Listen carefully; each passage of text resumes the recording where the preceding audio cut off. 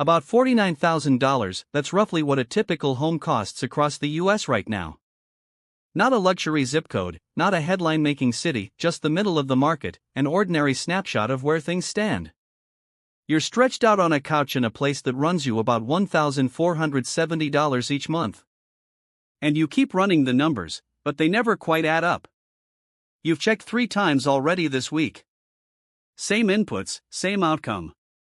Your yearly income sits around $54,000. You've managed to save $11,200. Your credit score hovers near 694. And every 15th, your student loan payment shows up right on schedule. Meanwhile, the house you grew up in, bought by your parents in 2001 for $148,000, is now valued near $390,000. You know, because you keep checking property apps late at night, the way people scroll social media. Not out of curiosity, but almost out of habit, like checking on something that might be getting worse. You tell others you're saving. You tell yourself you're being responsible. But at this pace, it could take another 4 years just to reach a down payment, and even then, the target may have moved again. The market doesn't slow down for anyone. It never has. This is where many people stay stuck. Not from lack of effort or intelligence, but because they focus on comfort instead of positioning. From the inside, those two ideas can feel similar, but they lead to very different outcomes. Late one night, you come across a random forum post. No expert credentials, no big name, just someone sharing their experience. Back in 2019, they bought a house in Columbus for $174,000. Put down $8,700. Rented it out. The rent covered the mortgage. A few years later, they refinanced and pulled out $41,000 in equity, then used it to buy another property. You reread it multiple times. The numbers themselves aren't complex, in fact, they're surprisingly simple. What's harder to process is the shift in mindset. You've always been taught that debt is something to avoid, something risky.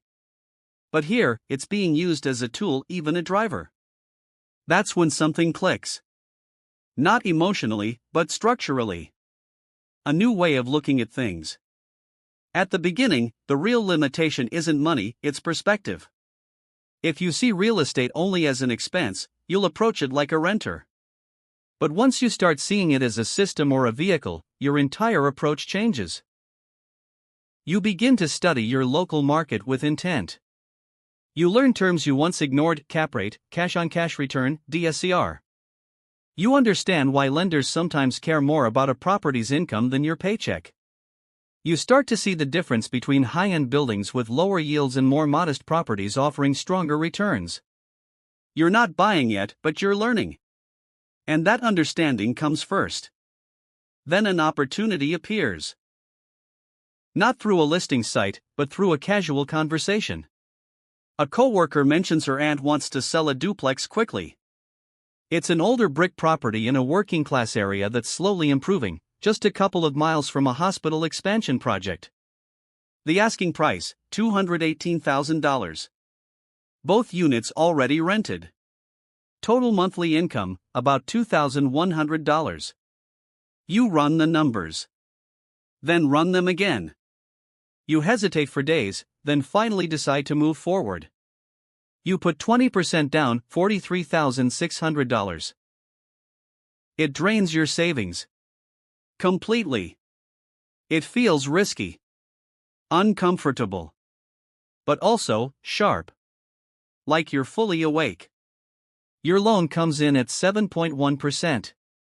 Monthly payment, $1,174. After setting aside money for taxes, insurance, and maintenance, you're left with about $486 each month. It's not a life-changing amount. Not even close. But something else has changed. Each month, the mortgage gets paid not by you, but by tenants. Gradually, consistently, your position improves. Quietly. And that feeling? It's very different from earning a paycheck. You don't make a big announcement. You don't walk away from your job or suddenly reinvent yourself. Life on the outside looks exactly the same. But behind the scenes, something has started. You collect the rent. You handle the calls, like the one at 7 p.m. on a Thursday about a broken water heater. You figure out what a P-trap is because now you actually need to know. You realize a property manager would take 8 to 10% of your rental income. And at this stage, that's a cost you can't justify. So you handle things yourself. And that's where the real learning happens. Not from books or videos, but from experience. The appliance that fails at the worst possible time. The tenant who pays late but always comes through. The neighbor who notices issues before you do. None of it feels convenient, but all of it teaches you something. This isn't hassle, it's training. About a year and a half in, things begin to shift. The property value has crept up, not dramatically, but steadily. The area is evolving just like you expected. Small signs at first, a cafe opens, then a fitness studio, then a local hangout spot. Development picks up nearby. Now when you check property estimates, it feels different. Less like worry, more like awareness. The duplex is valued around $261,000. You're sitting on roughly $46,000 in equity. Alongside that, you've managed to save another $14,000 from your job. At 29, your net worth is about $68,000. 2 years ago, it was zero. That's when the second principle becomes clear. The property that someone else pays for is the one that quietly builds your wealth. Everything else you own is just stuff. You decide to refinance. Pull out $28,000 from the property. Your monthly payment goes up slightly, and it feels uncomfortable, like most decisions that involve risk. But now you understand what's actually happening. You're not spending that money. You're repositioning it. You use part of it as a down payment on another rental, a modest single-family home in a steady suburban area. It rents well compared to its price. Before closing, you prepare. You clean up your credit, reduce balances, organize your finances, not randomly, but with intention. You start thinking the way lenders think. Then you close. Now you have 3 rental units generating income. Together, they bring in more than your total mortgage costs. After expenses, there's still a monthly surplus. Your job still funds your lifestyle, but this? This is separate. It's something you're building quietly on the side. A system that works whether you're paying attention or not. And eventually, you do start paying attention. By 31, your portfolio has grown significantly in value. Your equity alone is something you once thought was out of reach. You find yourself checking the numbers. Not out of stress, but because it's hard to believe they're real. A few years ago, average home prices felt like a barrier. Now, you've built something beyond that, not through luck, but through consistent, calculated moves. Your lifestyle hasn't changed much. Same routines, same habits. Most people around you have no idea what you've built. And you've noticed something, talking about it rarely helps. People either want in, or they want to explain why it won't last. Neither adds value. So you stay quiet. Focused.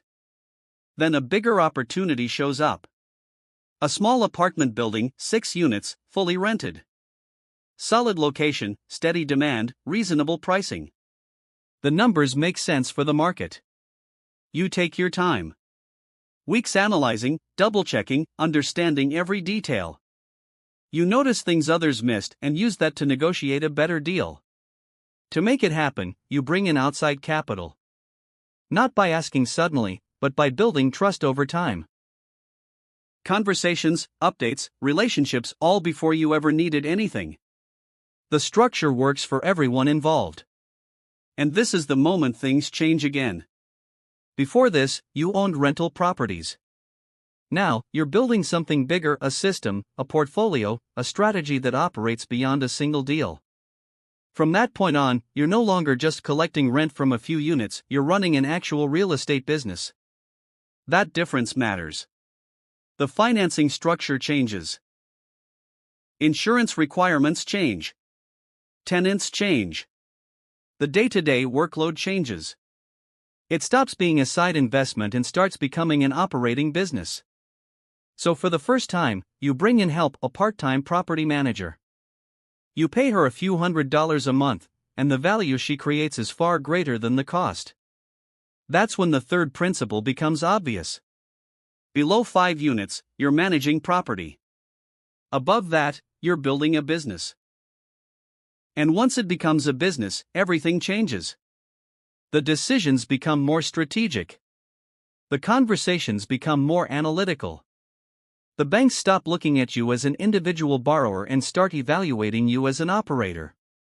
Your portfolio now brings in over $7,000 each month in rent, and after expenses, loan payments, and management costs, the cash flow is strong enough to matter. For the first time, your real estate income crosses into 5 figures annually. That changes the financial side too. You work with a CPA who understands real estate. You learn about depreciation. You discover how tax strategies can improve cash flow. You begin to understand that taxes aren't just a bill to pay, they're another part of the system to manage. And every dollar saved goes right back into the business. By 34, you own multiple properties, with holdings worth over $1 million. A large amount is still financed, but your equity has grown into the hundreds of thousands. Crossing the 7-figure mark doesn't feel glamorous. It feels heavy. Because now this isn't hypothetical. It isn't a spreadsheet exercise anymore. It's real assets, real liabilities, real tenants, real consequences. And after feeling that weight for a moment, you keep working. Then comes the next level. A developer needs liquidity and decides to sell a 24-unit apartment property. It's in a market you've been studying for years: population growth, expanding employment, strong demand. The property isn't perfect, but you see upside the seller hasn't captured. You know the numbers well enough to see where the value can be created. But the deal is too large to handle alone. So instead of walking away, you learn what's required. You hire an attorney. You structure the deal properly. You bring in investors, not strangers, but people you've built trust with over time. People who have capital but rely on your ability to operate. You raise the funds. You close the property. And now you're not just an owner, you're the operator. That version of you looks very different from the person who once hesitated over a duplex. And this leads to the fourth principle. The property matters far less than the terms. Purchase price matters. Financing matters. Equity split matters. Control matters. Many people chase income. But what actually creates wealth is control. Control over the asset, the financing, and the decisions. That's the lever that changes everything. By 37, your portfolio has expanded to dozens of units across several properties. Your annual operating income is substantial, and after debt payments, your real estate earnings exceed your salary. At that moment, you don't celebrate publicly. No announcement. No dramatic exit. You mention it quietly over dinner to your spouse, though they already knew. Because for years they've watched the spreadsheets, the planning, the constant evaluation. And that dinner conversation isn't about spending more money. It's about portfolio allocation, leverage, which assets to sell, and how to position for the next phase.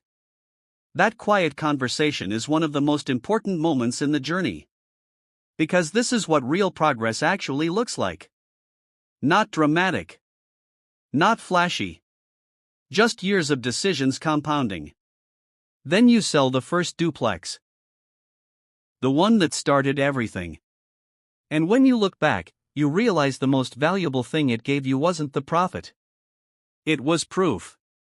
Proof that one calculated decision, repeated patiently, can change your financial trajectory. Because by then, the buildings matter less than the system you've built. You're no longer buying properties. You're building equity, relationships, leverage, and options.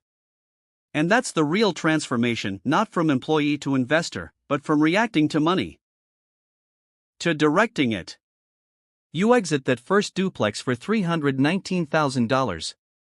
Instead of taking the gain and moving on, you roll it forward using a 1031 exchange, keeping your capital in motion rather than letting it pause. The proceeds go straight into a larger property, a 32-unit building in a market where rents are noticeably underpriced compared to similar cities with the same economic drivers. The gap is there. The fundamentals are there. The timing just hasn't caught up yet. You're not only buying property anymore, you're buying time. Your net worth crosses $2 million. It doesn't feel like the finish line. It feels like a marker on a road that keeps extending the further you go. Around this point, your circle changes. Not in a flashy way, but in a functional one. You begin interacting with people who operate at a different scale. Owners of hundreds of units. People who don't just react to deals, they anticipate them. You notice something subtle but important. They think further ahead. They're evaluating opportunities years before they exist. They're forming relationships before transactions are even on the table. Their decisions are built around positioning, not urgency. So you adjust. You raise your first fund, a few $1,000,000, from people who have watched you operate over time. Not because you pitched them aggressively, but because you built credibility gradually. That capital gets deployed into larger, strategic acquisitions. At this point, the structure evolves again. You bring in full-time support. Systems. Software. Processes that weren't necessary when things were smaller but are now essential. The line between investor and operator disappears. You are both. And what started as a side project is now a functioning platform, still growing, still refining. That leads to another principle. At a certain scale, your reputation becomes part of your capital. Opportunities begin to find you. Brokers reach out before listings go public. Lenders initiate conversations. Sellers choose certainty over slightly higher offers because they trust execution. That trust wasn't bought. It was built one consistent action at a time.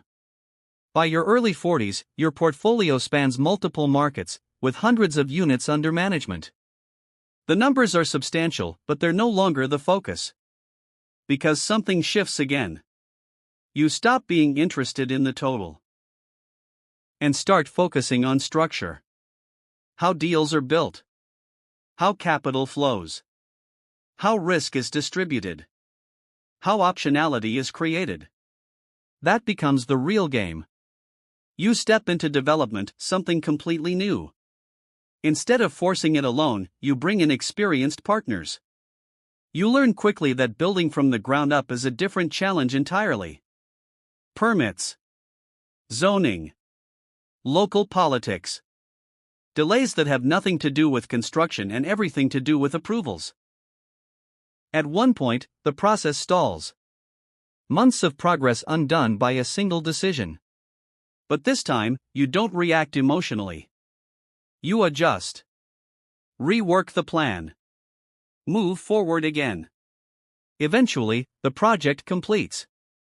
Leasing happens faster than expected. The same city that resisted the project now points to it as a success. There's no moment of "I proved them wrong." Just a quiet return to focus. Because by now, you understand there's always another decision to make. You continue repositioning capital. Selling mature assets. Moving into new opportunities that others overlook because they don't fit a certain image. You're no longer chasing what looks impressive. You're following what works. Income grows, but lifestyle stays relatively stable. Same house. Same routines. Intentional choices. Because the goal shifted somewhere along the way. It's no longer about reaching a number. It's about maintaining control. About building systems that continue to operate. About creating options, the ability to choose what to do next, rather than needing to react. And at that point, the journey doesn't end. It just becomes quieter, more focused, and far more intentional. This isn't a limitation anymore. It's a choice. And that distinction between being constrained and being deliberate is the real turning point of everything that came before. The sixth principle becomes clear as you scale past $50 million in assets. At this level, you're no longer just investing. You are infrastructure. Cities begin to factor you into planning decisions. Lenders design financing structures with operators like you in mind. The market doesn't ignore your presence, it builds around it. By 51, your portfolio spans hundreds of units across multiple markets. The scale is substantial now, tens of millions in real estate assets, significant equity, and a net worth that reflects decades of compounding decisions. But the structure behind it matters more than the headline number. You have a team: acquisitions, asset management, finance. Multiple entities. Defined roles. Systems that operate independently of any single person. You sit in rooms with other large operators now. People managing portfolios at a scale that once felt abstract. The conversations are different here. Shorter. More precise. Less speculation, more execution. Capital moves quickly. Decisions are made on fundamentals, not emotion. Everything is filtered through structure, timing, and risk. And yet, you don't forget where it started. You mentor two people who are standing where you once stood, early, uncertain, trying to understand whether any of this is even possible. But you don't give them motivation. You give them clarity. You show them numbers. The first deal. The modest cash flow. The rate that felt uncomfortable at the time. The moment you almost didn't act. You show them the spreadsheet from a 6-unit deal where deep analysis and patience created real advantage, not because it looked impressive, but because it was understood better than anyone else involved. And the message is simple. This only rewards specificity. Not general interest. Not passive curiosity. Not waiting for perfect conditions.